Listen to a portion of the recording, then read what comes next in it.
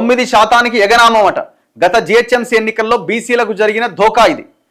General మహిళ మినహా మొత్తం రిజర్వేషన్లు 41.32%, ఎస్సీలకు ఇచ్చింది 6.66%, ఎస్టీలకు ఇచ్చింది 1.33%, బీసీలకు ఇచ్చింది 33.33%.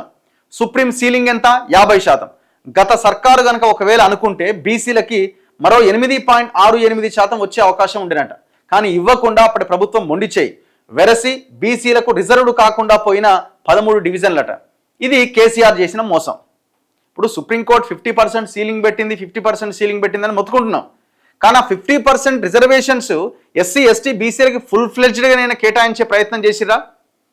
గ్రామ పంచాయతీ ఎలక్షన్స్లో ఎంపీటీసీ జెడ్పీటీసీ సర్పంచ్ ఎలక్షన్స్లో దాదాపుగా 1.85% ఎగనామం పెట్టారు. అట్లా చాలామంది జెడ్పీటీసీలు ఎంపీటీసీలు సర్పంచ్లు అయ్యే అవకాశం బీసీలకు వచ్చినా దాన్ని కోల్పోయారు. మున్సిపాలిటీ ఎలక్షన్స్ విషయానికి వచ్చినప్పుడు ఇంకా దారుణం ఇది. ఇక్కడ 9% ఎగనామం పెట్టారు. 50%లో ఇక్కడ రిజర్వేషన్స్ ఎస్సీ ఎస్టీ బీసీలకు అమలైంది కేవలం 41.32%.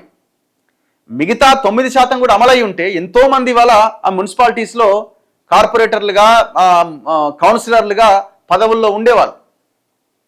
ఇది కేసీఆర్ చేసిన మరో మోసం. ఇవాళ ఆయన బీసీలకి అన్యాయం జరిగిందని మాట్లాడుతున్నాడు. ఎవరైనా కేటీఆర్ సిగ్గుండాలి కదా కొంచెమైనా.